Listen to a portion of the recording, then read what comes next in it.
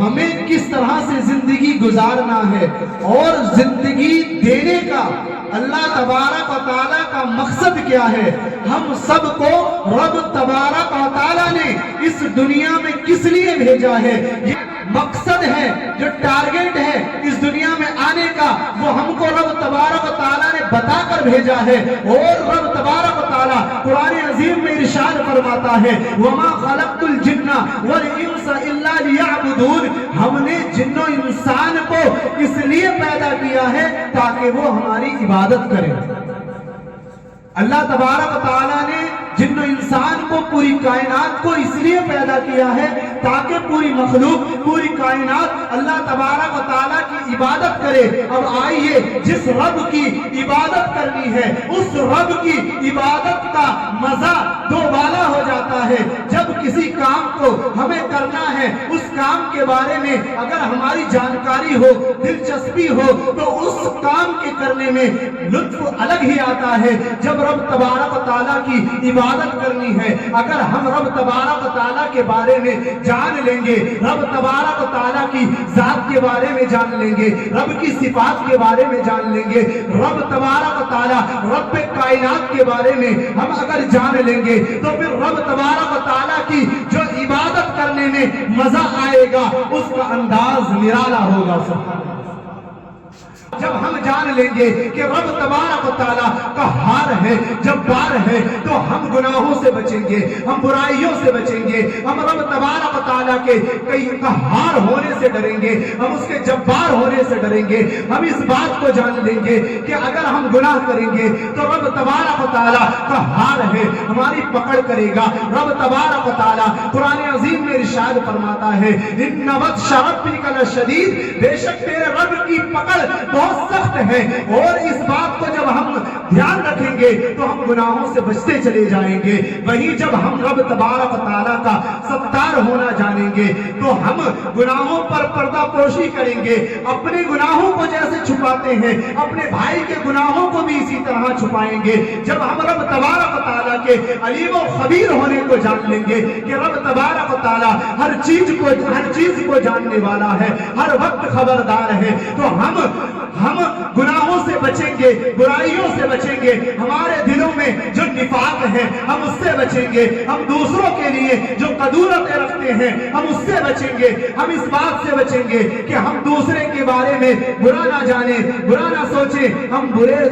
سوچنے سے، برا جاننے سے، دوسرے کو ہم برا کہنے سے بھی بچیں گے۔ اور وہی جب ہم اتنے گناہ کر لیں گے اور ہمارا دل یہ کہنے لگے گا ارے میں تو اتنا بڑا پاپی ہوں، میں تو اتنا بڑا ظالم ہوں، اب ہو سکتا ہے کہ رب میری توبہ قبول نہ کرے، میں نے اتنے گناہ کر لیے، تو وہاں پر جب ہم اس اسٹیج پر پہنچ جائیں گے، اس حالت پر پہنچ جائیں گے کہ اب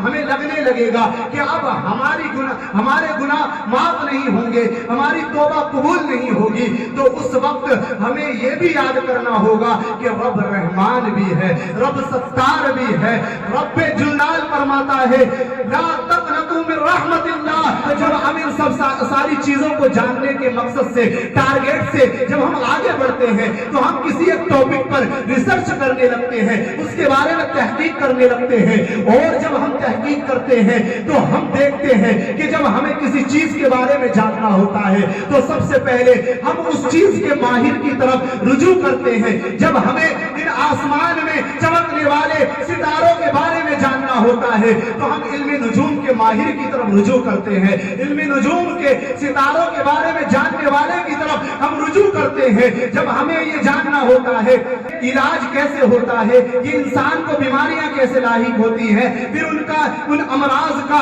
علاج کیا ہے، ان کی ادویات کیا ہے، تو ہمیں ماہر اطباء کی طرف رجوع کرنا ہوتا ہے، ہمیں اسپیشلسٹ اور ڈاکٹرز کی طرف جانا ہوتا ہے، ہمیں ان فارمیسی میں दवा बनाने वाले, मेडिसिन तैयार करने वालों की तरफ जाना होता है। अरे ये बीमारी लाहिक क्यों हुई और इस बीमारी की दवा क्या है। अरे जब हमें कोई सियासत का मामला पेश आता है, कोर्ट कचहरी का मामला आता है, तो हमें देखना पड़ता है अरे इस मामले में कौन सी दफा लगेगी, अरे इस मामले में हमारी कोई रेमेडी है, इसके मुकाबले में हमें किस चीज के जरिए, किस कानून के जरिए छुटकारा मिल सकता है। तो जब हम इन चीजों को जानने के लिए जुस्तजू करते हैं तो हम तलाश करते हैं एक एडवोकेट के बारे में, एडवोकेट के पास जाते हैं जो कि जुडिशरी का माहिर होता है, जो कि हमारे कानून को जानने वाला होता है, जिसको कानून दा कहते हैं, उसके पास जाते हैं और हम उसे अपना माजरा सुनाते हैं और उसको अपनी बात पेश करते हैं। तब जाके वो बताता है अरे इस पर ये दफा लागू होगी और इस आर्टिकल के तहत, इस दफा के तहत इस पर ये केस फाइल होगा और इसके मुकाबले में इस आर्टिकल के जरिए, इसके जरिए हमें इस बात से हम बच सकते हैं। इन सारी चीजों को एक कानूनदा बताता है, एक एडवोकेट बताता है, एक बैरिस्टर बताता है, एक वकील बताता है और उस बंदे को फिर रिहाई भी मिल जाती है। इसी तरह जब हमें इस कायनात के बारे में जानना है तो हम देखते हैं अरे इस कायनात में ये सैयारे कैसे गर्दिश कर रहे हैं, ये जमीन, ये तूफान कैसे आ रहे हैं, या इस वक्त ये आसमान में अभी मौसम कैसा बन रहा है, अभी बारिश होगी कि नहीं होगी। बहुत सारे मामलात हैं। जब इन सारी चीजों के बारे में देखना होता है तो हम जो हम साइंसदानों की तरफ रुजू करते हैं तो वो हमें बताते हैं अरे ये जो मामला है ये इस वजह से हो रहा है और ये उस वक्त होगा। वो अंदाजा लगाते हैं कि आज ऐसा मामला है, आज आसमान का ऐसा मामला है, बादलों का ऐसा मामला है, सितारों की चाल ये है। फिर वो बताते हैं हो सकता है अगले हफ्ते बारिश हो सकता है ये मामला हो सकता है वो मामला हो। वो कयास आराइया करते हैं लेकिन उनके सामने कुछ फैक्ट होते हैं, कुछ हकीकतें होती हैं, कुछ रिसर्च होती है जिनकी बुनियाद पे वो सारी बात करते हैं। ये सारी बातें बताने का मतलब ये है अरे जब तुम्हें इल्म की बात जाननी है, जब रब तबारक व तआला की इबादत करनी है, रब तबारक व तआला की हमें इबादत का जब हुक्म दिया गया है, उस रब की जब हमें इबादत करनी ही है, हमें इस कायनात में भेजा ही इसलिए गया है कि हम उस रब की इबादत करें। तो हम उस रब के बारे में जानते क्यों नहीं है, उसको पहचानते क्यों नहीं है। पहले उस रब के बारे में हमें जान लेना चाहिए अरे वो रब तबारक व तआला की ताकत क्या है, उसकी पावर क्या है, उसकी कुव्वत क्या है, उसकी पावर कैसी है। जब हम उस बारे में जान लेंगे तो हमें इबादत करने में मजा आएगा। चलना है, हमें रब को जानना है। रब की इबादत करने के लिए जब हमें रब की इबादत करनी है तो उसका जानना पड़ेगा। और अब मैं आपको उसका फॉर्मूला बताता हूं। जब आपको रब को जानना है, जब हर मैदान में जब आप उसके माहिरीन से राब्ता करते हैं, जिस चीज के बारे में जानना होता है उसके माहिरीन से राब्ता करते हैं, तो आपको जब रब की इबादत करनी है ना हो अपने रब की रहमत से ना उम्मीद ना हो। जहां वो कहार है, जहां वो जब्बार है, वही वो सत्तार भी है, वो गफ्फार ज़ुनूब भी है, अरे वो रहमान और रहीम भी तो है। सुभान अल्लाह। वो रहम की क्या कंडीशन है, इसकी हालत क्या है, इसके एहसासात क्या है, ये मखलूक सोचती कैसे है, इस मखलूक को रब तबारक व तआला ने किस लिए बनाया है, उसकी बारगाह में जाना पड़ेगा और वो आपको यानी मखलूक को खालिक से मिला देगा, वो मखलूक को खालिक तक पहुंचा देगा। वो कोई और नहीं है, वो वही शख्स है जो कि मखलूक को भी जानता है और खालिक को भी जानता है। जो मखलूक को इस तरह से जानता है वो उनके दरमियान रहता है, उन पर स्टडी करता है, उनके मुआशरे में रहकर उनके हाल चाल को देखता है, उनके जज्बात को देखता है, उनके मामलात को देखता है। वहीं पर उसने रब तबारक व तआला का कुरान भी पढ़ा है, हदीस भी पढ़ी है, उसने नुसूस भी पढ़ी है और वो रब तबारक व तआला की जात और सिफात पर दलाइल भी पेश कर सकता है। अरे जो दलाइल की एविडेंस की रोशनी में रब तबारक व तआला को जानता है और इस मखलूक को भी जानता है, उसी जात को कुछ और नहीं बल्कि आलिम दीन कहा करता है।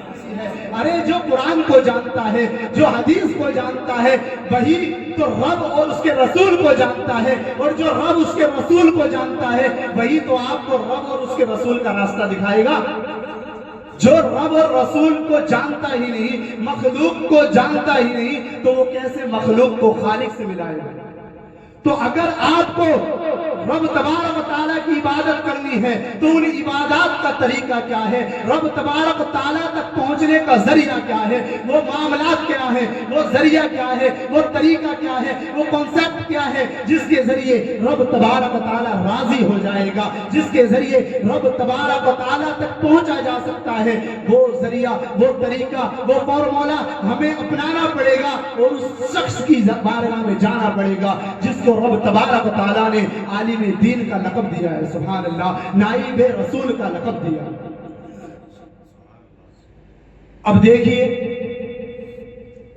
یہ بات تو طے ہو گئی، جب کسی چیز کے بارے میں ہمیں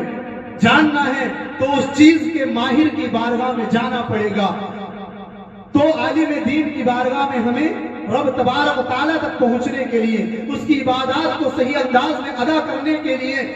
عالم سے رابطہ کرنا پڑے گا۔ لیکن ایک گزارش ہے، لوگ ایسے ویسے کسی بھی عالم کی بارگاہ میں چلے جاتے ہیں، ارے عالم وہی ہو، عالم اسی عالم کی بارگاہ میں آپ کو جانا ہے جو کہ رب سے ڈرنے والا ہو، جو کہ مخلوق کو صحیح انداز میں سمجھنے والا ہو، کائنات کے اصول کو سمجھنے والا ہو، لوگوں کے اور اس وقت کے تقاضوں کو سمجھنے والا ہو، جو کہ رب تبارک و تعالیٰ کا جو حکم ہے قرآن و حدیث کی روشنی میں، نصوص کی روشنی میں اور حالات زمانہ کی رعایت کرتے ہوئے یہ جو وقت چل رہا ہے، یہ جو کنڈیشن ہے، اس کے مطابق جو فیصلہ کر سکے، جو حکم دے سکے، اس کی بارگاہ میں جانا ہوگا، کیونکہ عالم دین جو ہوتا ہے یہ مخلوق اور خالق کے درمیان میں ایک رابطہ ہوتا ہے، اور رابطہ بولے تو راستہ، اور راستہ جب سیدھا چنیں گے تبھی تو آپ جب سیدھا چنیں گے اور صراط مستقیم کا چنیں گے تبھی تو مالک یوم الدین تک پہنچیں گے۔ ہے تو ماہر علم کی بارگاہ میں، ماہر علم کی بارگاہ میں ہمیں جانا ہوگا تاکہ وہ ہمیں رب تبارک و تعالیٰ سے ملا دے۔ اب دیکھیے رب تبارک و تعالیٰ نے اس عالم دین کو وہ طاقت، وہ پاور عطا کی ہے، وہ فضیلتیں عطا کی ہیں جس کے بارے میں قرآن و حدیث شاہد ہے۔ عالم دین ہے جو علم کی روشنی میں بات کرنے والا ہے، جو اللہ سے ڈرنے والا ہے، علم کی روشنی میں اللہ کے بتائے ہوئے احکام پر چلنے والا ہے، اسی کے بارے میں رب تبارک و تعالیٰ فرماتا ہے انما یخشی اللہ من عبادہ العلماء، بے شک اللہ کے بندوں میں جو سب سے زیادہ اللہ سے ڈرنے والے ہیں وہ کوئی اور نہیں ہے بلکہ وہ علماء، یعنی جو دین کو سیکھنے والے ہیں، سکھانے والے ہیں، وہی لوگ رب تبارک و تعالیٰ سے سب سے زیادہ ڈرنے والے ہیں۔ میں بڑی سپیڈ کے ساتھ